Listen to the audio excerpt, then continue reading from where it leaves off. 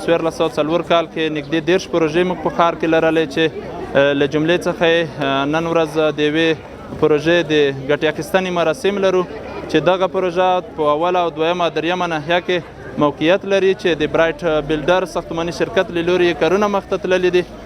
د شرولۍ له بودیجې څخه 1.5 میلیونه مصرف پرې راغلی دی.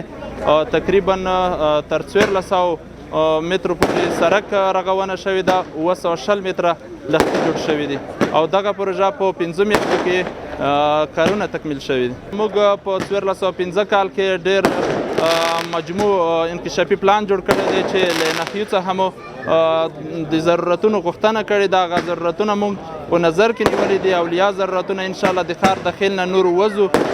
زموږ خدمات به انشاءالله د ناحیې هرې برخې ته رسیږي انشاءالله. د دې سړک که هره طبقه اچول کېده د شرولۍ د انجینرانو لوري د جدي نظارت لاندې وه او په هره طبقه کې په منظم ډول په خپل وخت سره ټسټونه اخیستل شوي دي. نو ځکه د دغې پروژې هر کار چې ده د کیفیت او مشخصاتو مطابق په خپل وخت سرته رسېدلی دی. موږ ډېر مننده یو د خوست شرولۍ څخه چې موږ ته د څو کالو راهیسې ویجاړ شوی سړک بیرته ورغول شو.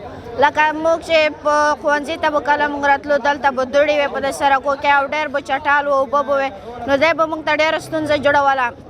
کله چې خوست شرولۍ وتوانېدله چې موږ ته د څو کالو راهیسې ویجاړ شوی سړک بیرته جوړ کړي نو موږ ډېر خوشحاله یو او موږ ډېر مننده یو د خوست شرولۍ څخه او پرېب کوونکي باید د دې څخه ډډه وکړي چې سړک ته کومه چټلي کومه زیان ورسوي او په پیادهروونو کې کوم کثافات چې دي دی باید خپلې منظمې کثافت دانۍ ته واچوي او بېځایه ونه تېرېږي. او دا سړک چې کوم د موږ د لیسې مخې ته جوړ شو دا ډېر ښه په ځای اقدام و او ډېر موږ خوښ یو.